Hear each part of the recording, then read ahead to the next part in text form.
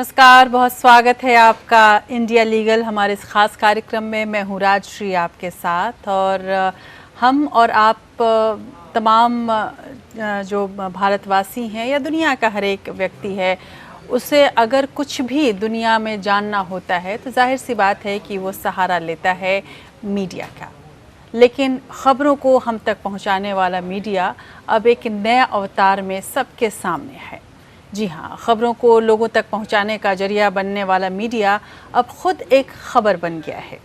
हाल के दिनों में कई बड़ी ख़बरों को कवर करने में टीवी मीडिया का जो स्वरूप सबके सामने आया है, उससे तमाम दर्शक सकते में हैं।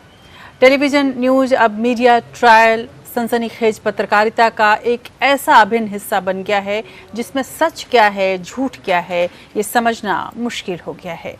टीवी मीडिया के इस शक्ल को मीडिया ट्रायल कहा जा रहा है, या फिर आप इसे यूँ भी समझ सकते हैं कि मीडिया का एक ऐसा अपरिपक्व चेहरा जिसमें कोई जिम्मेदारी नहीं है, लेकिन कुल मिलाकर जो ये दावा करता है कि वो सबसे सशक्त आवाज़ है। इस आवाज़ को क्या हो गया है, आज हम इंडिया लीगल में जानने की कोशिश करेंगे। टीवी मीडिया की अब जो स्वरूप आपने देखा था या आपके दिमाग में है, आप और हम जिसकी कल्पना करते आए हैं, वो अब बहुत कुछ बदल गया है। अब महज ये स्टूडियो में ख़बरें नहीं बताई जाती, ख़बरों पर विश्लेषण नहीं होता, बल्कि वहाँ अदालतें लगती हैं। एक ऐसी अदालत जहां आरोपियों का जुर्म तक तय कर दिया जाता है और फिर उन्हें दोषी भी करार दिया जाता है।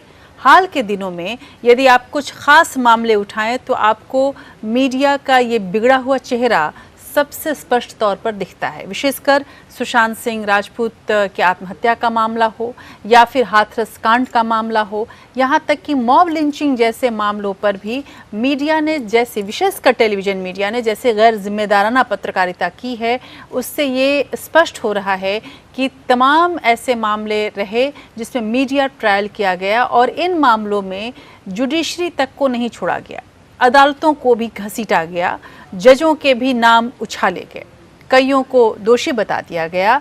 तो मीडिया के इस बेलगाम तेवर ने व्यक्तियों के चरित्र का हनन ज़बरदस्त तरीके से किया है और उनके दामन को भी दागदार किया है। विशेषकर यदि मैं सुशांत सिंह राजपूत मामले को उठाऊं तो बॉलीवुड का एक वर्ग जिस तरह से मीडिया ट्रायल के जहरीले तीर इस पूरे मामले में झेलकर अपने बचाव के लिए कोर्ट में पहुंचा, वो गौर करने के काबिल रहा। 4 बॉलीवुड एसोसिएशनों और 34 बॉलीवुड निर्माताओं ने याचिका दाखिल कर दी और उन्हें करनी पड़ी। यही नहीं, इससे पीड़ित तमाम अन्य चेहरों ने भी मीडिया के बड़े बड़े संस्थानों को कंटेम्प्ट नोटिसेस भेजे।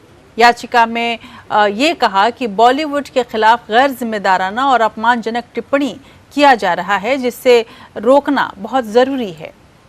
इन तमाम याचिकाओं पर यदि आप ध्यान दें तो एक पीड़ा नज़र आती है और वो पीड़ा ये है कि मीडिया ने जिस तरह से इन तमाम प्रतिष्ठित लोगों को बदनाम किया, जिस तरह से किसी का भी नाम घसीटकर उसे बुरी तरह से एक आरोपी बना दिया या फिर उसे अपराधी तक करार दे दिया, ऐसे में ये स्पष्ट हुआ कि मीडिया शायद अपनी जिम्मेदारी भूल गया है। ये चौथा स्तंभ जो तमाम लोगों को अपनी जिम्मेदारी का एहसास कराता है, ये चौथा स्तंभ जो सब पर नज़र रखता है, अब इस पर नज़र रखने की ज़रूरत है।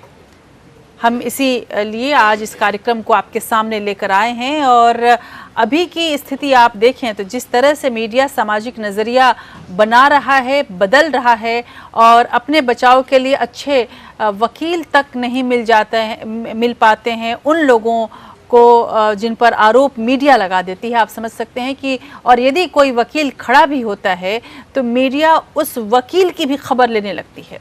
तो ऐसे में आज हालात ऐसे बन गए हैं मीडिया की वजह से कि खबर पर आधारित रिपोर्टिंग के बजाय मीडिया का एक वर्ग ने इसे पूरा सर्कस में बदल दिया है। मीडिया का एक वर्ग जज और जूरी की दोनों ही भूमिकाएं निभाने लगा है। इससे ठीक पहले तबलीगी जमात मामले में भी जमात के सदस्यों को जिस तरह से कोरोना फैलाने का अभियुक्त बनाया गया, वो गंभीर रहा। हाथरस कांड का मैंने जिक्र किया आपके सामने, मीडिया पर किस्से गढ़ने का आरोप लगातार लगते रहे। आप थोड़ा सा यदि आप इतिहास में जाएं तो आपको आरुषि कांड, निर्भया केस, शीना बोरा हत्याकांड, सुनंदा पुष्कर प्रकरण, जेसिका लाल कांड, मीडिया ट्रायल की ये लंबी फहरिस्त है जिसमें कई बार मीडिया ने अपनी सीमाएं लांघी। मीडिया ट्रायल का मामला अदालत की दहलीज तक पहुंचा। हालिया सुनवाई के दौरान बॉम्बे हाई कोर्ट ने इलेक्ट्रॉनिक मीडिया पर नियंत्रण की कमी पर चिंता व्यक्त की और केंद्र सरकार से मीडिया ट्रायल की समस्याओं को नियंत्रित करने के लिए उचित उपायों पर विचार करने को कहा। मुख्य न्यायाधीश दीपांकर दत्ता और न्यायमूर्ति जीएस कुलकर्णी की पीठ ने कहा कि जिस तरह से प्रिंट मीडिया पर प्रेस काउंसिल ऑफ इंडिया जैसे नियामक संस्थान की नज़र होती है, वैसे इलेक्ट्रॉनिक मीडिया के लिए कोई वैधानिक नियामक संस्थान को बनाना बेहद ज़रूरी है। ऐसी संस्था आखिर क्यों नहीं है? न्यायालय ने केंद्रीय मंत्रालय से स्थिति को SOS यानी कि अति संवेदनशील मानने के लिए कहा है। पीठ ने यहाँ तक कहा कि मीडिया के लिए स्वनियंत्रण तंत्र विफल हो गया है। ये एक बड़ा कमेंट है। और इतना ही नहीं, अभी बेहद 2 दिन पहले ही लगभग इसी हफ्ते में जब chief justice of India Bobde साहब ने एक सुनवाई की एक मामले की जिसमें एक जज पर एक खास तरह का आरोप लगाया जा रहा था और तब भी बोबडे साहब ने भी यही कहा, हमारे चीफ जस्टिस ऑफ इंडिया ने भी यही कहा कि मीडिया को अपनी जिम्मेदारी अब समझनी पड़ेगी। और क्यों ऐसा होता है कि जब भी किसी को कोई पद मिलना होता है, जब भी कोई नई बात होने वाली होती है न्यायपालिका में, तब इस तरह की या तो शिकायतें न्यायालयों में आ जाती हैं या मीडिया में इस तरह की खबरें आने लगती हैं जो इस पूरे फैसले पर एक तरह से सवालिया निशान लगाती हैं। ऐसे में मुझे ये पता है कि ये किस तरह का खेल है। आप समझ सकते हैं कि इसके पहले भी चीफ जस्टिस ऑफ इंडिया ने बहुत ही गंभीरता से लिया है मीडिया के तमाम रिपोर्टिंग को और हाथरस मामले भी उन्होंने कहा। और इसके अलावा प्रशांत भूषण के जो मानना का मामला चल रहा है उसमें भी ये स्पष्ट किया गया था एपेक्स कोर्ट की तरफ से कि मीडिया को अपनी सीमा पहचानने की ज़रूरत है। कुल मिलाकर हम ये देखें तो इतना तो ज़रूर है आज की स्थिति में कि अभिव्यक्ति की स्वतंत्रता के नाम पर बहुत कुछ ऐसा हो रहा है जो नहीं होना चाहिए। ये अधिकार हमें संविधान के अनुच्छेद 19 में दिया गया, लेकिन अभिव्यक्ति की स्वतंत्रता पूर्ण तो नहीं है। संविधान में इस पर बंदिशें भी लगाई गई हैं जिसमें सार्वजनिक व्यवस्था, शालीनता और नैतिकता भंग न करने के प्रावधान हैं। लेकिन मीडिया के एक वर्ग ने इन तमाम बंदिशों को नज़रअंदाज करके इस आज़ादी का और इस आज़ादी के नाम पर ऐसे नाजायज़ फ़ायदे उठाए हैं जिसकी मिसाल अब हमें शर्मिंदा करने लगी है।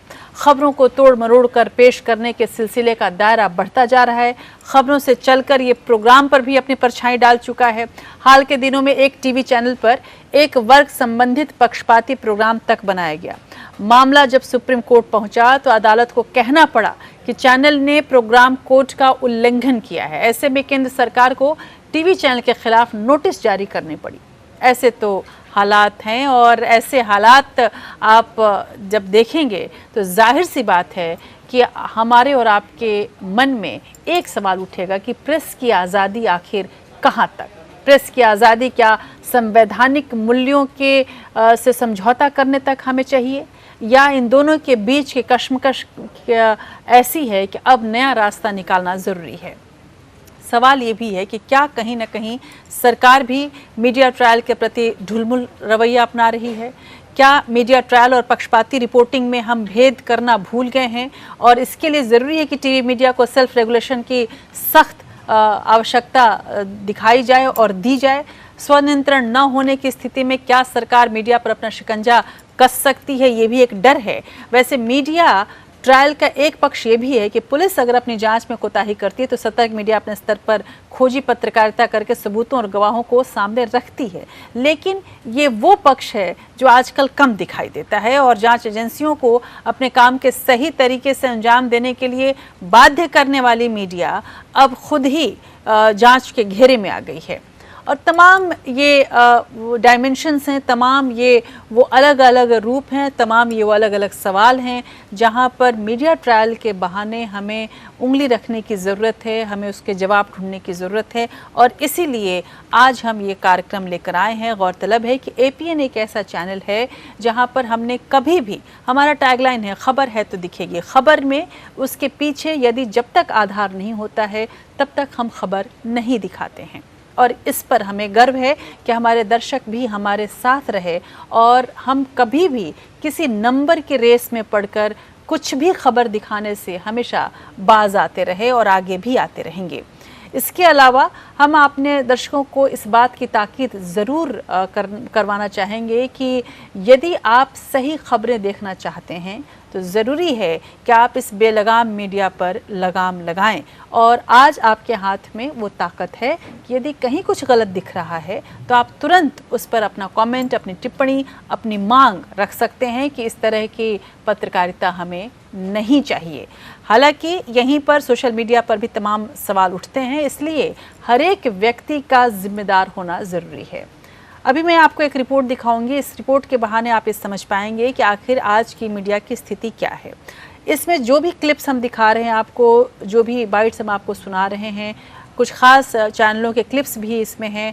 आप इसको मेरी तरफ से ये गुजारिश होगी कि ये किसी को भी व्यक्तिगत किसी पर आक्षेप लगाने के लिए या किसी पर व्यक्तिगत प्रहार करने के लिए नहीं है, बल्कि ये वो हम इस बहाने से हम वो रूप दिखाना चाहते हैं जो आज की मीडिया का है, जो हम सभी पत्रकारों के लिए एक बड़ा सवाल खड़ा कर रहा है कि आखिर हमने जो पत्रकारिता की पढ़ाई की है, क्या यही वो पत्रकारिता है, क्या यही वो सपना है जिसको लेकर हम सभी इस क्षेत्र में आए हैं और हम चाहते हैं कि हम अंतिम व्यक्ति की आवाज़ बने। क्या इस तरह से हम अंतिम व्यक्ति को न्याय दिला सकते हैं? क्या इस तरह से हम अंतिम व्यक्ति को की आवाज़ बन सकते हैं? आप ये रिपोर्ट देखिए, उसके बाद मेरे साथ एक बेहद वरिष्ठ पैनल है, उसके साथ हम एक चर्चा करेंगे और इस समस्या का हल ढूंढने की कोशिश एक बार फिर से करेंगे। देखिए रिपोर्ट। दिखाओ, मुझे प्रमाण दिखाओ, प्रमाण मैं दिखाता हूं। बहन ये कह रही हैं कि हम घर के बाहर खड़े होते थे, घंटों घंटों हमको मिलने नहीं दिया जाता था, सुशांत चाहे घर के अंदर हो भी। प्रूफ देना पड़ता है, प्रूफ हमने दिया व्हाट्सएप चैट के साथ। यह है टीवी मीडिया का नया रूप। मीडिया स्टूडियो कोर्टरूम में तब्दील हो चुके हैं। यहाँ आपको जांच, गवाह, सबूत और इन सब के ऊपर जज, ज्यूरी और जल्लाद सबके मिले जुले रूप में एंकर मिलेंगे। कोर्ट में सुनवाई शुरू होने से पहले ही जनमत के आधार पर दोषी ठहराते हुए एक तरह की सजा भी इस टीवी स्टूडियो में सुना दी जाती है। भारत में मीडिया ट्रायल का पहला मामला कैप्टन नानावती का था, अब तो ये चलन बन गया है। खास तौर पर टीवी मीडिया जज ज्यूरी बन गया है, लोगों को पंच बना दिया गया है। सुशांत केस में जिस तरह से चरित्रों की धज्जियां उड़ी, वह मीडिया के इतिहास में दर्ज हो गया है। सच तो यह है कि सच खोज निकालने वाली मीडिया आज दोराहे पर खड़ी है। जो काम पुलिस या अदालत को करना चाहिए वो आज चौथा स्तंभ कर रहा है। टीवी पर आरोप और प्रत्यारोप का दौर जारी है। स्तर इतना गिर चुका है कि आरोपियों पर काला जादू तक करने का आरोप लगाया जा रहा है। चौथे स्तंभ की सनसनीखेज पत्रकारिता से तथाकथित आरोपियों को भी बेहद नुकसान पहुंचा है। मीडिया को अगर आजाद रहना है तो उसे खुद के रवैये पर नियंत्रण करना होगा। मीडिया नियमन प्राधिकरण के गठन की जरूरत है, जिसके पास संपादकीय सामग्री के नियमन का पर्याप्त अधिकार हो और साथ ही अनुशासनात्मक कार्रवाई करने की शक्ति भी हो। Bureau report. और हाल फिलहाल में ऐसी शर्मनाक चीज़ें आपको टेलीविज़न स्क्रीन्स पर दिखी हैं, विशेषकर न्यूज़ चैनल्स के टेलीविज़न स्क्रीन्स पर, जिसको देखकर आपको ऐसा लग रहा होगा कि वाकई क्या यही खबर है। और इसकी शुरुआत कोई आज से नहीं हुई है। कुछ दिनों पहले कुछ चैनल्स आए जिन्होंने भूत प्रेत और यूट्यूब के कुछ उड़ती तश्तरी और बिना ड्राइवर के गाड़ियाँ, ये सब कुछ दिखाना शुरू किया टीआरपी के चक्कर में। टीआरपी वो रेटिंग होती है जिसके आधार पर एक चैनल अपने आप को सर्वश्रेष्ठ चैनल घोषित करने की कोशिश करता है। एक तरह से बाजार में रहने का एक ऐसा पैमाना जिस पे यदि वो अच्छा, उसके मीटर पर अगर यदि उसे अच्छे नंबर्स मिले हैं तो उसे विज्ञापन मिलेगा। और इस वजह से वो हर चंद कोशिश करता है कि सारा ध्यान उसकी ओर रहे। और इसके लिए ख़ास एजेंसी बनाई गई, बार्क जैसी एजेंसी। इसके पहले टाइम थी। बार्क के आने के बाद तमाम चैनल्स को उसमें रहना मैंडेटरी किया गया, आवश्यक किया गया। और उसके बाद वो खेल शुरू हुआ जिसका विभत्स रूप आप देख रहे हैं। इसके पहले जब टेलीविज़न मीडिया से गलतियां होती थी तो कहा जाता था कि भारत में टेलीविज़न मीडिया शैशव अवस्था में है, बचपन में है, इसलिए ये गलतियां कर रहा है। लेकिन आज जबकि लगभग 25 साल हो गए हैं टेलीविज़न मीडिया को फलते फूलते भारत देश में, उसके बाद जो खासकर तब से जब से प्राइवेट चैनल्स भी आ गए, उसके बाद भी जब हम ऐसी स्थिति देखते हैं तो अब सोचने पर मजबूर होते हैं कि क्या ये वही मीडिया है जिसकी कल्पना भारत में की गई थी? क्या ये वही मीडिया है जो कभी भारत की आज़ादी की लड़ाई लड़ चुका है? क्या ये वही मीडिया है जिसने सरकारों को हिला दिया? क्या ये वही मीडिया है जिसने समाज में परिवर्तन की लहर चला दी थी? तो इस पर, इस मीडिया के स्वरूप पर, इसके कानूनी अधिकार पर, इसके कानूनी प्रारूप पर और इसके कानूनी असर के साथ साथ सामाजिक असर पर और इसका भविष्य क्या हो, इन सब पर चर्चा करने के लिए हमारे साथ बेहद वरिष्ठ पैनल जस्टिस एम.एन. वेंकटचलैया, पूर्व प्रधान न्यायाधीश, हमारे साथ मौजूद हैं फोन लाइन से। हमारे साथ जस्टिस पी.वी. शेट्टी जुड़ रहे हैं स्काइप से, लोकायुक्त हैं, कर्नाटक के बहुत बड़े वकील रह चुके हैं, स्वयं जज रह चुके हैं और लोकपाल होने की वजह से लोगों से भी जुड़े रहते हैं और लोगों से जुड़े मामलों पर भी हमेशा मुखर रहे हैं। प्रोफेसर रूपेंद्र बख्शी, संविधान विशेषज्ञ हमारे साथ और शिक्षा विशेषज्ञ भी, वो भी जुड़ रहे हैं और उनकी बात जिसको कहा जाता है कि लास्ट वर्ड माना जाए, इस तरह से उनकी बातें आती हैं। प्रोफेसर बख्शी भी हमारे साथ जुड़ रहे हैं। इंद्रजीत बदवार साहब हमारे साथ जुड़ रहे हैं, editor in chief India legal के। इंद्रजीत बदवार एक ऐसा नाम जिसने उस मीडिया को देखा है जिसको हम भारतीय पत्रकारिता का गोल्डन पीरियड कह सकते हैं, और आज इंद्रजीत बदवार जो कि टेलीविज़न चैनल के पत्रकारिता को देख रहे हैं, तो जाहिर सी बात है कि एक अलग निराशा उनको हो रही होगी, लेकिन इस निराशा के बीच ही आशा की कुछ बातें उनसे हम करेंगे और समझने की कोशिश करेंगे कि हमसे गलती कहाँ हो रही है। बृजमोहन पांडे, संपादक नवभारत टाइम्स, मुंबई से हमारा जुड़ रहे हैं हमारे साथ, एक ऐसे पत्रकार जिनकी कहा जाता है कि जिनकी कलम बोलती है, बात नहीं उनकी बोलती। बृजमोहन जी, बहुत बहुत शुक्रिया आपका हमारे साथ जुड़ने के लिए। इंद्रजीत बदवार साहब, आपका भी बहुत बहुत शुक्रिया। सबसे पहले बदवार साहब, आपके साथ में शुरू करूंगी।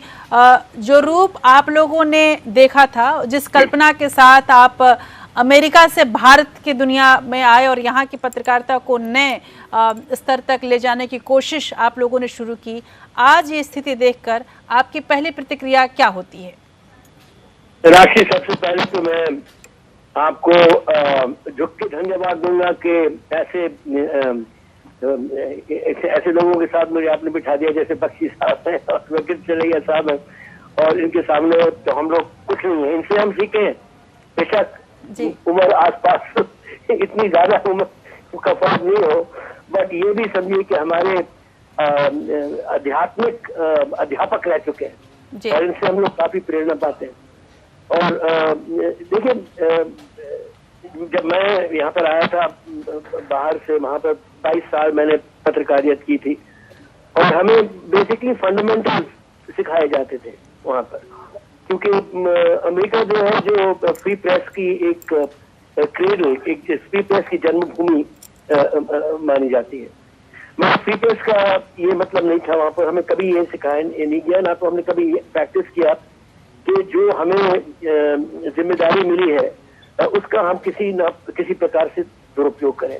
और हमें 3 बेसिक फंडामेंटल सिखाए जाते थे जो हमने फिर आके यहाँ अपने बच्चों को ही समझाया टीवी में और पेपर में कि देखिए न्यूज क्या होती है। जैसे आपने कहा, जो खबर है वो खबर है जो दिखेगी, ये हमारा स्लोगन है एपीएन का। ये एक सबसे एलिवेटेड स्लोगन है, क्योंकि जो खबर जो होती है उसमें तो उसके 3 हिस्से होते हैं। एक तो प्लेन खबर जो होती है, जैसे कि एक आदमी ने चोरी की, वो आपने लिख दिया उसके बारे में, ये खबर है, उसने चोरी की, उसने 1000 रुपए का माल उठाया और उसने किसी की पिटाई की।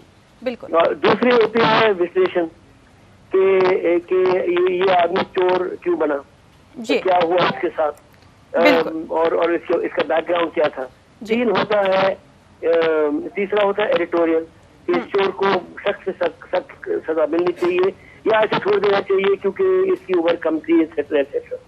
और अब क्या हो रहा है पत्रकारिता में, हिंदुस्तान की पत्रकारिता में, कि ये तीनों चीजें जो है ये मिलके जी एक ये निजी ओपिनियन बन गए हैं पत्रकारों के, जो अपने आप को खबर से बड़ा समझते हैं। बिल्कुल। और एक ये प्रदर्शनी बन गई है जी क्योंकि जो पत्रकारियत होती थी, जी जब आप संस्थाओं की, हिंदुस्तान की संस्थाओं की विश्वसनीय संस्थाओं में दर्जा देते थे, बिल्कुल तो सबसे पहले हम कहते थे मिलिट्री, उसके बाद हम कहते थे जुडिशरी, उसके बाद हम कहते थे पत्रकार, उसके बाद सही आते थे बात। Politicians, lawyers, etcetera etcetera etcetera. जी बिल्कुल। आज आप किसी से जाके पूछिए कि आप पत्रकारों के बारे में क्या सोचते हैं, पत्रकारियत के बारे में क्या सोचते हैं, जी। तो वो आपको कहेंगे कि वो उनसे वो एक भगवान बचाए। कौम है। जी बिल्कुल। ये और सब जगह जहाँ पे ये मुझे बहुत बुरा लगता है ये कहने के लिए, क्योंकि जी। मैंने पूरी अपनी जिंदगी इसी प्रोफेशन में गंवाई है। बिल्कुल। पर आज ये सुन के क्यों?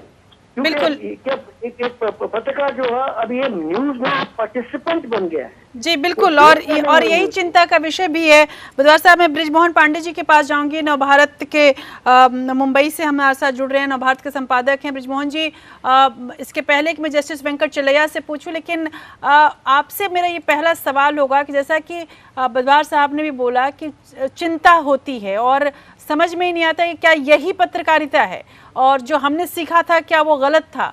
आपसे ये ज़रूर जानना चाहूँगी कि आपने बहुत करीब से हाल फिलहाल में मुंबई में खासकर सेंटर रहा इस तरह की खबरों का, जहाँ पर आपने खबरों को जिसको कहा जाए खबरों को ऊंचाई पर चढ़ते नहीं बल्कि खबरों को गिरते देखा होगा, नीचे से नीचे निचले स्तर तक जाते देखा होगा। क्या आपको लगता है कि सब कुछ फ्रीडम ऑफ एक्सप्रेशन के नाम पर छोड़ देना चाहिए?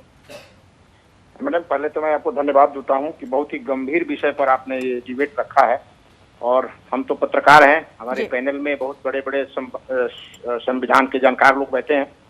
लेकिन मैं इतना जरूर कहूंगा कि जो पिछले सुशांत सिंह केस को लेकर जो मीडिया ट्रायल हुआ उसको लेकर के आज हम लोग कटघरे में हैं। हम लोग कहते थे कि हम लोकतंत्र के चौथे स्तंभ हैं और जब सब तरह से लोगों को निराशा हो जाती थी तो लोग एक बार मीडिया और कोर्ट के तरफ लोगों की निगाह जाती थी कि यहाँ से हमको न्याय मिलेगा। लेकिन हम लोगों ने जो ये मीडिया ट्रायल जो हुआ इस केस को लेकर के, और आपने देखा होगा कि कई ऐसे विषय आते हैं जिस पर मीडिया ट्रायल होता है। असल में हमको समझना चाहिए कि ना हम लोग प्रशासन हैं और ना ही कोर्ट। हमारा काम सिर्फ खबरों को लोगों तक पहुंचाना है और जो खबर शासन तक नहीं पहुंच रही लोगों की बात, उस बात को शासन तक पहुंचाना मेरा काम है। लेकिन वो क्या गया है कि हम लोग अपने को कोर्ट समझ लिए हैं, हम ही लोग न्यायाधीश हो गए हैं, हम ही फैसले सुनाते हैं और हम ही तय करते हैं एजेंडा के इस केस में क्या होना चाहिए। अब आपने देखा होगा सुशांत सिंह केस को हमने मुंबई में उसको कवर किया, उस टीवी चैनल ये तय करते थे केस में 302 का मुकदमा होना चाहिए। आप बताइए, जब तक ये पता नहीं है कि ये केस क्या है, सुसाइड है या मर्डर है, तब आप कैसे तय कर सकते हैं कि ये 302? सही बात है जी। और यही हमारी जी बिल्कुल। और यहीं पर बात आ जाती है कि ये तमाम चीज़ें जो आप बोल रहे हैं, जो हम लोग लगातार देख रहे हैं, फ्रीडम ऑफ एक्सप्रेशन के नाम पर सब कुछ हो रहा है और अगर उनसे पूछा जाए तो कहते हैं कि उन्हें अभिव्यक्ति की आज़ादी है। Justice Venkatachaliah, I would like to ask this question only to you, how does freedom of expression balances with larger public good? There are reasonable restrictions on freedom of expression as well, but whatever we are we are witnessing, we are not following that. Do you think that this is really a dangerous situation? It all depends on the context. In law, context is everything. And you take any issue out of context, it may give a wrong signal. I think there is a freedom of expression, freedom of choosing one's dimensions of one's curiosity, plus as a great responsibility of presenting many things in public life in a fair and dispassionate manner. But that fair and dispassionate, that those two words are perhaps the most misunderstood expressions. I think the courts have said that there's a lot of literature in it. Sir. Lot of literature in it. In European Court of Human Rights, European Court of Justice, Sir. the American Supreme Court, English courts, there are so many I mean, if you maybe it can be a beautiful study. Sir. And the California University thesis is a very, very beautiful example of giving concrete instances of what has happened in particular cases. Definitely. Then I don't have the necessary references immediately, but Sir. I'm only reacting in a general way. Sir, but your this way is an actual way. I mean, it's not a general way. I mean, अभी जो चल रहा है sir, वो उसमें ये बहुत ही बड़ी बात आपने कही है कि ज़रूरत है कहीं ना कहीं रिस्पॉन्सिबल होने की, लेकिन यहीं पर सवाल ये उठता है कि यदि मीडिया इस तरह से इररिस्पॉन्सिबली बिहेव कर दे और इस तरह की रिपोर्टिंग हो जाए जिसमें गैर जिम्मेदाराना रिपोर्टिंग की जा रही है, तो आखिर सरकार क्या करे, आखिर कोर्ट क्या करे? Justice Shetty is with us. Justice Shetty, if media does irresponsible reporting and does media trial, what can government do? I mean, what is your opinion about it? Because you are the one who is looking the both side. All the media houses who are concerned for democracy, who are concerned for criminal administration in the country, cooperate with that association and come forward Sir. with concrete proposal and subject themselves to the decisions of that association. Sir. If the associations or the media houses themselves don't volunteer to impose self-regulations which requires in public interest, Sir. and administration of criminal justice system in the country, possibly, my intuition says the parliament may have to step in and frame the necessary regulations so far as the electronic media is concerned. This requires, in my view, it is not a matter to take a decision on the basis of what has happened in Sushant Singh's case or some in UP Hetra's case or somewhere else. It is a matter on which it is desirable the authorities concerned take the media into confidence and tell them the adverse effects. There has to be a balance between the freedom of the media and the regulation. I would prefer to give little more latitude to the media than imposing restrictions. Definitely, sir. Justice Shetty, definitely we need a regulatory body, but which we have somehow NBA और तमाम ऐसी जगह हैं, लेकिन as you said कि जो थोड़ा reasonable restriction अगर हमें ज़रूरत है, Professor Bakshi, do you think that restriction on media, even if it's a reasonable restriction of media, is related with freedom of speech? What does Constitution say about it? You know, क्योंकि जैसे ही हम लगाएंगे reasonable restriction, तुरंत सारे पत्रकार कहेंगे कि हमें ये संवैधानिक अधिकार है. What is your view about it? One freedoms are subject to Article 19, subclause 2. Yes. Which gives you the power to Parliament power to impose by law reasonable restrictions. Sir. Media freedom is very important, but it's not absolute. Media is not above the law. If you violated the law, that is, if one has violated Indian provision of Indian Penal Code, for example, incitement. Wrong or right reporting is for the editor and for the journalists themselves. But if the reporting has the effect of violating Section 91 of Penal Code, which says creating feelings of enmity on religious grounds among communities. If you do that, that's an offense. Incitement is an offense. Definitely. Any journalist can be prosecuted for that. Bilkul. There's no immunity for the press. There is no freedom to commit offenses. Freedom to report is a right to people's right to know is certainly very important.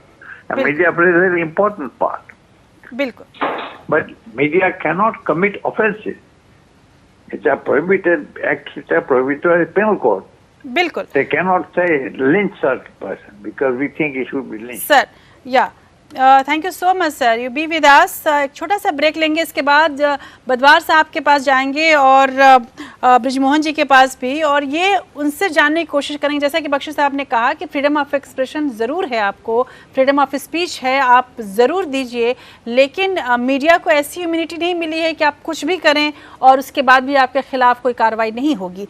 आखिर वो जो सीमा है वो कहाँ तय की जाए कि कहाँ तक फ्रीडम ऑफ एक्सप्रेशन है, कहाँ उसके बाद हम अपनी सीमा लांघ लेते हैं। मीडिया की जो गैर जिम्मेदाराना तस्वीरें आजकल आप देख रहे हैं, उस पर ज़रूरी है कि हम खुद ही बहस करें, और ये हिम्मत एपीएन करता है, और विशेषकर इंडिया लीगल के इस कार्यक्रम में, जहाँ पर यदि कोई गड़बड़ी है, यदि कोई ख़राबी है तो उसे सुधारा कैसे जाए, इसकी बहस आज हम कर रहे हैं। और एक ऐसे वरिष्ठ पैनल के साथ जो इस पूरे विषय को, जिसको कहा जाए 360 डिग्री तक समझता है, यानी कि चारों तरफ से इस पूरे विषय को बहुत गहराई से समझता है, और यहाँ आज हम एक हल निकालने की कोशिश कर रहे हैं। अभी तक जो बात हो रही थी वो बात ये है कि फ्रीडम ऑफ एक्सप्रेशन बहुत हद तक मीडिया को है, लेकिन इम्यूनिटी तो नहीं दी जा सकती।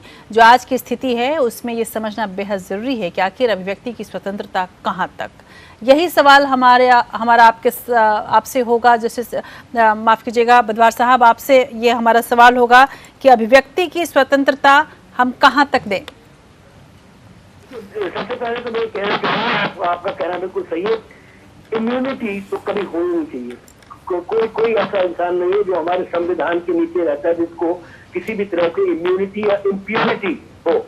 अब कोई बदसलूकी करता है या कोई वायलेशन करता है, ये इसके कहने के बाद, क्योंकि मैं एक इन्वेस्टिगेटिव जर्नलिस्ट रह चुका हूँ, पूरी अपनी जिंदगी मैंने इन्वेस्टिगेटिव जर्नलिज्म में की है, और अगर फ्रीडम नहीं रहती तो खैर हम जो करप्शन है उसको भी एक्सपोज करने में नाकाम रहते, और अगर उसको हम एक्सपोज नहीं कर पाते तो वो खबर जो है, जैसे हमने देखी इन्वेस्टिगेशन के थ्रू, वो आपके दर्शकों के पास नहीं पहुंच सकती, और अगर वो नहीं पहुंच सकती then how do they make intelligent decisions about your government and its performance? That's number one. बिल्कुल।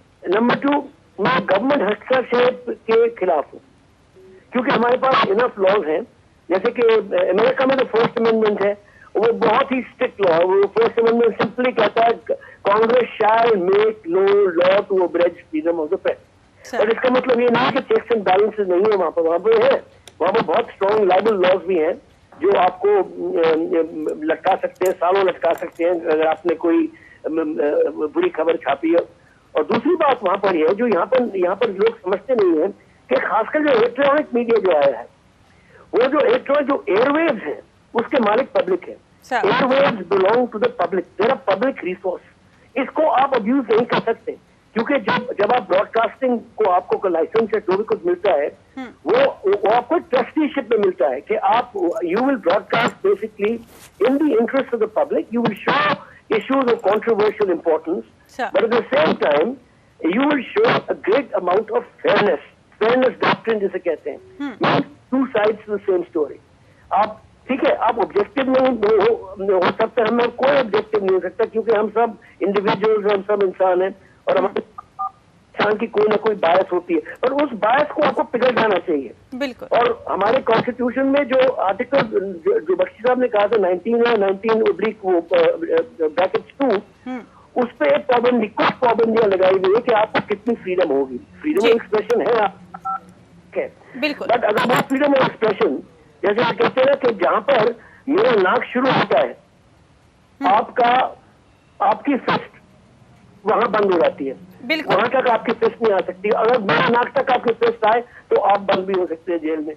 ये है कि आपको बिल्कुल इम्प्यूनिटी है, बिल्कुल, और होनी भी नहीं चाहिए। बिल्कुल। हमने जो अपनी फ्रीडम खोई है और खोने जा रहे हैं, मैं बता रहा हूँ राजश्री आपको, हम खो रहे हैं ये, क्योंकि जो फायदा उठाएगी इसका वो गवर्नमेंट उठाएंगी जिनको फ्रीडम ऑफ प्रेस की कोई दिलचस्पी नहीं है, और हर गवर्नमेंट ऐसी होती है। राजीव गांधी ने ट्राई किया था, वो सेंसरशिप बिल लाए थे, बिल्कुल, और बिल्कुल इस देश ने इमरजेंसी भी देखी है जी, बिल लाए, ये काम कामयाब नहीं है। क्यों? क्योंकि आपकी जो जनता है, जो आपके दर्शक हैं, उनका आप में विश्वास है। बिल्कुल, आप वो विश्वास, सबसे बड़ी फ्रीडम आपका वो है जो जनता विश्वास करती है, वो आपकी कंस्टिट्यूएंसी है। जाहिर सी बात। कंस्टिट्यूएंसी को रात्रि आप आज खो चुके हैं, ये मैं कह रहा हूँ, आप खो चुके हैं। और जब उस कंस्टिट्यूएंसी को जो आपको बैक करती है उसको आप खो देंगे तो गवर्नमेंट में इसको स्टेप इन या कोई ऐसे शक्तियां हैं जो स्टेप इन करके आपको कुचल देंगी। लेकिन जैसा आपने बदवार साहब कहा कि बहुत बार ऐसा होता है कि मीडिया ने, जैसा कि आपने खुद अपना उदाहरण दिया कि कई बार इन्वेस्टिगेटिव जर्नलिज्म करके और मीडिया ने मदद की है, जो काम जांच एजेंसियां नहीं कर सकती हैं वो मीडिया ने किया। और जस्टिस वेंकट चुलैया, यही सवाल मेरा आपसे है कि issue of media trial is used by governments to muzzle media generally, but do you think that many times media has done wonderful job in this regard? What will be your response? These things have happened in history in all countries. These things have happened, and we have learned. Of course, this is wherever there is the interaction of power centers. It's inevitable. In a democracy, it's inevitable. You can't lay rules and say, hold up your hands and say, well, I've laid down the rules, things will be normal. There will never be, each case has its own nuances, its own importance, its own public interest, public curiosity. Sir. And this has been dealt with by courts. And a number of cases we have dealt with the implication of excessive publicity and when does a fair comment, fair reporting, that principle is breached. All this is there, but it all depends on individual cases. So we can't generalize, say something. You know, there are some famous cases in Delhi. Recently, there are some cases in which law changed as a result of the kind of the campaign the press like, and there are so many cases in which the debate in the press influenced the outcome in favor of justice, in favor of justice. Exactly sir. Brijmohan ji, जैसे कि justice Venkat चुलैया ने भी बोला और बदवार साहब ने भी इस बात की ताकीद की कि कई बार ऐसा होता है कि सरकार इस तरह की स्थितियों का फ़ायदा उठाती है, लेकिन हम जो स्थिति है उसको जनरलाइज नहीं कर सकते। अभी भी बहुत कुछ है जो कि हम बदल सकते हैं। आपको ऐसा लगता है कि मीडिया जिस रूप में आज की तारीख में दिख रही है, विशेषकर जिस तरह का मीडिया ट्रायल लगातार किया जा रहा है, छोटी छोटी बातों को जैसे बढ़ाया जा रहा है, इसके पीछे बहुत हद तक बाजार का दबाव है और इस वजह से मीडिया वो सारी सीमाएं लांघ जाती है जो कानूनी तौर पर उसे मिलता है? ये बात तो सही है कि मीडिया हाउस पहले मीडिया हाउस हम मीडिया के तौर पर जाने जाते थे, लेकिन मीडिया हाउस काफी हद तक कॉर्पोरेट हाउस बन चुका है। सबका उद्देश्य जो है पैसा कमाना है और पैसा कमाने के चक्कर में ये सब सारी चीजें हो रही।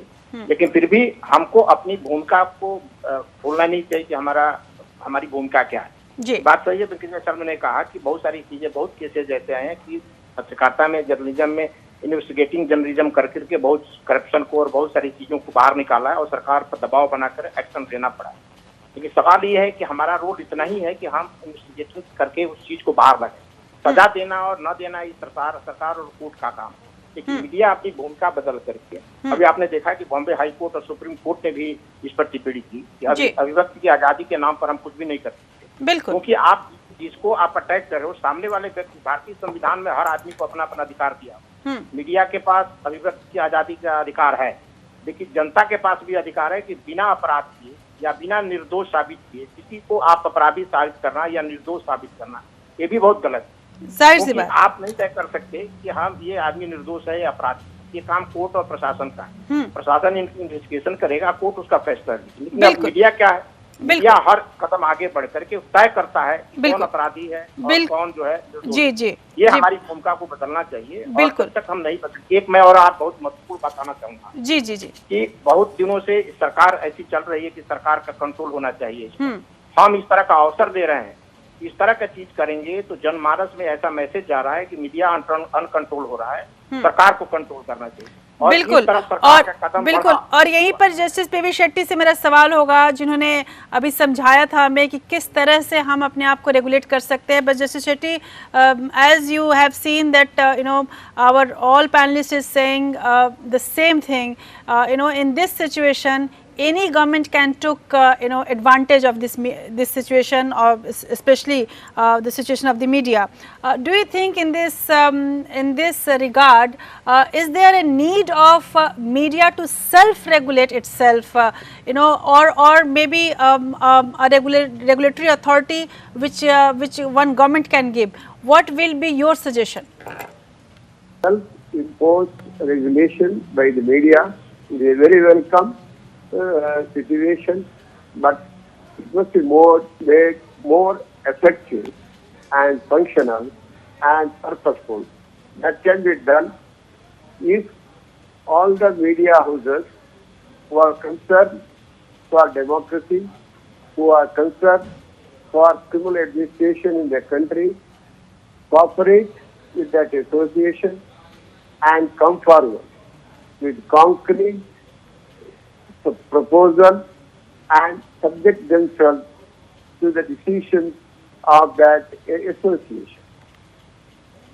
If the associations or the media houses themselves don't volunteer to impose self-regulation, which requires in public interest and administration of criminal justice system in the country, possibly, my intuition says the Parliament may have to step in and frame the necessary regulations.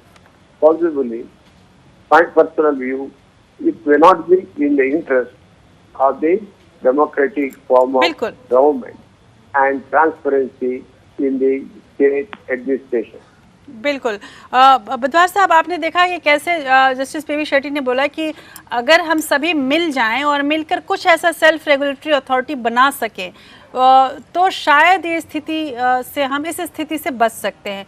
हालांकि बहुत सारे organisations बने हुए हैं, कई सारे authorities बनी हैं, एनबीए जैसी अथॉरिटी बनी हुई है, लेकिन स्टिल हम अभी इंतज़ार ही कर रहे हैं कि जैसे प्रेस काउंसिल दंतहीन माना जाता है, टिथलेस माना जाता है, ठीक वैसी एनबीए की स्थिति है और अभी तक हम तमाम अथॉरिटीज़ होने के बावजूद इस स्थिति में पहुंच गए हैं। मेरा ये सवाल होगा कि अब यदि हम कोई अथॉरिटी इस तरह की बनाएं भी, सेल्फ रेगुलेटरी अथॉरिटी बनाएं भी, तो ये इस बात को कैसे ताकीद करें कि उस अथॉरिटी की बातें मीडिया मानेगी और मीडिया के तमाम पत्रकार मानेंगे और इस बात का एक तरह से एक पर्दा नहीं लेंगे कि एक कवच अपने ऊपर नहीं लेंगे कि नहीं हमें रोका जा रहा है काम करने से।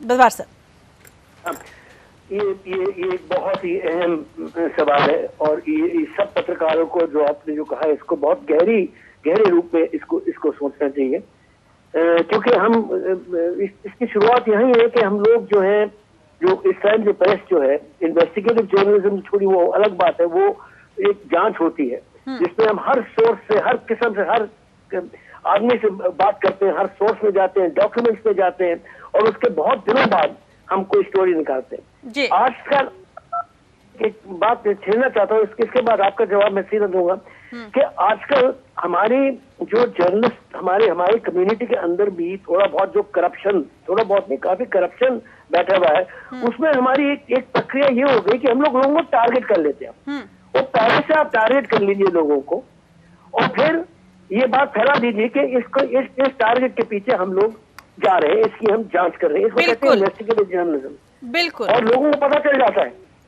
कि किस दिशा में ये पेपर या ये न्यूज ऑर्गेनाइजेशन या टीवी जा रहा है और लोगों को पता होता है वो बचने के लिए ये किस्म का ब्लैकमेल है। मैं कह रहा हूं बिल्कुल। और इस मुद्दे पे बुधवार साहब, इस मुद्दे पे प्रोफेसर बख्शी कुछ बोलना चाहते हैं। बुधवार साहब, इस मुद्दे पे प्रोफेसर बख्शी कुछ बोलना चाहते हैं, उनको भी मैं सुन लेती हूँ।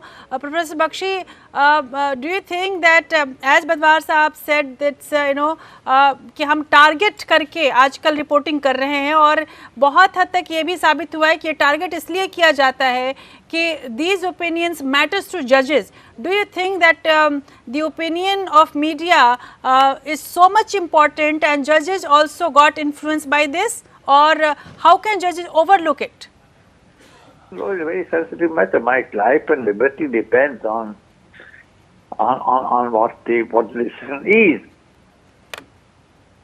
So, media, cinematic representation, Jodi LLB or daily reportage may be different, maybe. But to say that judges are influenced by what the media says. Yeah. Of course, judges live in the same society. We are all influenced for good or bad by many factors, religion or culture or upbringing. So it's all in media. Sir. We are all together, but we have an opinion. Citizens have an opinion. But that doesn't mean that judges decide according to all these. Judges only decide by evidence before them. Sir. And they have to decide by account of evidence. In criminal matters, no activism. I don't agree with activism. Sir. You must go by, the great lady lawyer Portia and Shakespeare in Merchant of Venice, a famous play. Sir. And Shakespeare said, look, the contract is for a pound of flesh and not a drop of blood. Sir. So Portia says, you can take a pound of flesh but not a drop of blood. It's not a contract. How can you take out a live man flesh? Exactly. Without some blood oozing out. Sir. So that's how law proceeds. It is just you prove it beyond reasonable doubt that you have done it, and the court is satisfied. Jury system. Otherwise, jury decides that. Yeah. Judge does not decide. And then there is sentence hearing. That's a separate hearing. First the conviction or innocence, and then there is sentence. And again in sentence, media opinion matters, but not overwhelmingly. Sir. Sentence, everybody has views. The women's group have one view, men's group have another view, press another view. Institutional and like National Human Rights Commission has one view. Definitely, legal aid is another view, but ultimately sir, on your Shakespeare's quote only, I'll go to Justice Shetty. Justice Shetty, we have seen recently that media trial includes character assassinations as well, as Mr. Badwar was also very concerned about it. We saw this happening in, especially if I can quote Reha and Sushant case. What is your opinion on the character assassinations, reporting? For character assassination, there is a general law instituting suit for damages and criminal prosecution for defamation can be instituted.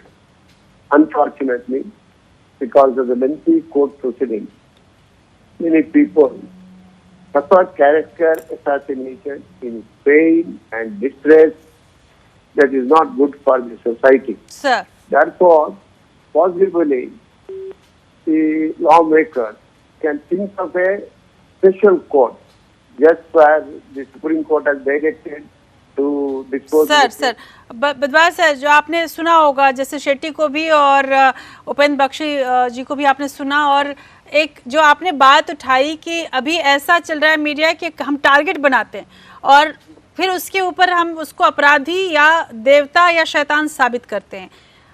वहीं से मैं वहीं से वो सवाल आपसे करना चाहूँगी कि अगर ऐसा चलता रहा तो आखिर रेगुलेटरी अगर बॉडी बनती भी है तो उसकी विश्वसनीयता के साथ क्या खेल हो सकता है? जी बिल्कुल, देखिए इसको इनकरेज कौन करते हैं? इसको जो इररिस्पॉन्सिबल मीडिया ओनर्स भी हैं वो भी इनकरेज करते हैं, क्योंकि इसकी जो प्रक्रिया शुरू होती है so called Fani pseudo investigative journalism, कि किसी को टारगेट करके उसके पीछे जाना, फिर बाजार में बात फैलानी कि हम इस विषय पे हम टारगेट कर रहे हैं और फिर उससे फायदा उठाना, कमर्शियल फायदा उठाना है, एड उठाना, ये मेरे ख्याल में क्रिमिनल एक्ट है, बिल्कुल क्रिमिनल एक्ट है। और इसको तो प्रेस काउंसिल वगैरह को भी बहुत सीरियसली इस बात को लेना चाहिए। अगर ये शिकायतें उनके कान में आए, दुर्भाग्य ये है कि ये शिकायतें उनके कानों में नहीं आती, तो क्या हो जाता है कि हमारे जो न्यूज रूम्स हैं वो कोर्ट ऑफ स्टार चेम्बर्स बन गए हैं। आपको पता होगा स्टार चेम्बर किसी को कहते थे, जब रूल ऑफ लॉ से पहले मैग्ना कार्टा से पहले जब रूल ऑफ लॉ शुरू हुआ था इंग्लैंड में, विलायत में और फिर वेस्टर्न वर्ल्ड में फैला, तो स्टार चेंबर होता था। वहां पर 4 या 5 लोग चीख के चिल्ला के, जैसे कि स्टालिन की जो ट्रायल्स होती थी उस टाइम पे, फोनी ट्रायल्स जिसको कहते हैं, और उस विक्टिम को इतना give a bad name and then hang him. Exactly. बुराई करो, उसको इंसल्ट करो और उसकी बदनामी करो और उसके बाद उसको टंगा दो। बिल्कुल। अब ये तो this is a very serious matter, ये जर्नलिज्म में हो रहा है यहाँ पर आज तक। बिल्कुल। तभी भी मैं कह रहा हूँ कि हमारा लास्ट चांस है कि गवर्नमेंट का कि हम संभल जाए। एक सिस्टम होना चाहिए कि हर ऑर्गेनाइजेशन में एक ऑम्बड्समैन, जैसे ये एक्सपेरिमेंट अमेरिका में हुआ है, क्योंकि अमेरिका में भी ये मेरे सामने इस तरह की करप्शन न्यूज रूम से हो रही थी, तो वॉशिंगटन पोस्ट ने सबसे पहले अपना एक ऑम्बड्समैन बनाया जिनका नाम था बेन डिक्की, और वो ऑम्बड्समैन बिल्कुल फ्री था, मतलब कि वो स्टोरीज देखता था किस तरह से लिखी जा रही है। जी बिल्कुल सर, बिल्कुल। और ये जैसा आपने बताया कि अब अपने ही न्यूज़पेपर को, जी बिल्कुल, निंदा उसी न्यूज़पेपर में करता था कि ये हमसे गलतियां हुई, उससे काफी बिल्कुल। और सिर्फ कदम बता रहा हूँ आपको जी, इससे हम इन चीजों से बच सके। जी बिल्कुल, इन्हीं से जी। और हमारे साथ ब्रिजमोहन जी। ब्रिजमोहन जी, आपने जिसको कहा जाए एक विस्तार से आपने देखा कि बाहर भी ऐसी बहुत सारी कई बार स्थितियां हुई हैं, अमेरिका में जैसा जिक्र किया अभी बदवार साहब ने, लेकिन अब ये वो वक्त है जहां संभलने की ज़रूरत है। ऐसे में यदि हम संभलने की कोशिश कर भी रहे हैं तो जैसे शेट्टी ने भी सुझाया कि हमें सेल्फ रेगुलेशन करना चाहिए। उपेंद्र बख्शी साहब ने कहा कि कहीं ना कहीं लगाम लगाने की ज़रूरत है, और आप पत्रकार ही हैं, आप उससे कहीं कानून से बड़े तो नहीं हैं। जस्टिस वेंकट चलैया का भी मानना है। लेकिन हम इन तमाम सच को जानते हुए भी आज ये बहुत क्रूर स्थिति देख रहे हैं जहां पर हम तमाम जो हमारे जो अधिकार क्षेत्र हैं उसको हम लांघ चुके हैं। अब जो लगाम लगाई भी जाए तो किस तरह से लगाई जाए, किस तरह का डर हमें ये पैदा किया जाए ताकि हम यदि कोई एक ऐसी रिपोर्टिंग कर रहे हैं जो स्तर से हीन है तो उससे हमें डर हो, उससे हमें बचने के रास्ते हों। नहीं, अभी इसमें सबसे बड़ी बात है कि हम कानून से हम जो डरते इसलिए नहीं है, कानून का प्रोसेस इतना लंबा है कि लोगों को लगता है कि 10 साल के बाद फैसला आएगा फिर क्या होने वाला। उसी तरह से मीडिया को तो पहली बात है कि अपने सेल्फ कंट्रोल करना चाहिए कि हमको इस तरह की चीजें नहीं करनी है। दूसरी बात, यदि कोई सरकार मॉनिटरिंग कोई बॉडी बनती है तो उसमें दंड का इस तरह का प्रावधान होना चाहिए कि आपका या तो रजिस्ट्रेशन सस्पेंड हो या कोई आर्थिक प्रतिबंध लगे, जब तक इस तरह के कठोर निर्णय नहीं होंगे। क्योंकि क्या होता है कि आप प्रेस काउंसिल ऑफ इंडिया आप कंप्लेन करिए, बहुत दिनों तक उसमें अपील चलती है, फिर उसके बाद एक नोटिस आती है, फिर बोले कि माफीनामा छाप दो, तो वो लास्ट पन्ने पर अंदर माफीनामा छाप देते, फिर लोगों के पास मैसेज नहीं जाता है। यदि इस तरह की कोई बॉडी आती है और उसमें इस तरह का प्रावधान हो, यदि आपने रियल कोई किसी को अन्याय किया है और आपने गलत किया है, या तो आपका 3 महीने या 6 महीने का रजिस्ट्रेशन कैंसिल हो या आर्थिक प्रतिबंध लगाया जाए कि इतने दिन सरकारी और प्राइवेट विज्ञापन हम नहीं लेते। बिल्कुल। इस तरह के जब तक प्रावधान नहीं होंगे, कड़े प्रावधान, जैसे हम देखते हैं मर्डर होता है तो फास्ट ट्रैक में जाया जाता है, इसलिए कि जो लोगों को डर होगा कानून का तो लोग नहीं करेंगे, जाहिर सी बात है। और जस्टिस वेंकट चलैया को यहाँ एक बड़ी बात आपने कही है ब्रिजमोहन जी, जस्टिस वेंकट चलैया को यहाँ पे लेके आना चाहूंगी। जस्टिस वेंकट चलैया, do you think that is media trial is contempt of court? That interaction is a very delicate interaction. Media trial, in spite of an order of injunction, you know, there is in some cases in which the court injuncted the press from not saying anything more than what happened, reporting what happened correctly, accurately, what happened in court. Sir, if you breach that, it will be contempt. Otherwise, it is very difficult to which right will prevail over which other is the question. Sir, Justice. Yeah, sir. That doesn't mean that we should not be known to the public as to what is happening. Sir, justice Shetty को भी इसी पर पूछ लूँ। Justice Shetty, do you think that this is one way that if will treat it media trial as a contempt of court, then maybe we can give them some kind of reasonable restriction, and then we can make media more responsible. View. The media trial, either regarding at the stage of investigation or in the course of the court proceedings. If it is pending trial, it amounts interference in the course of justice. It may attract contempt proceeding.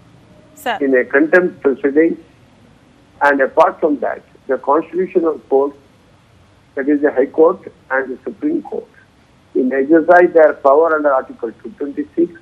Definitely, yes. And 30, so far High Court is concerned, under Article 32 and 142 of the Constitution of India is concerned. Since it is well established principle that fair trial is a right guaranteed under Article 14 and 21 of the Constitution of India. Definitely. It is permissible.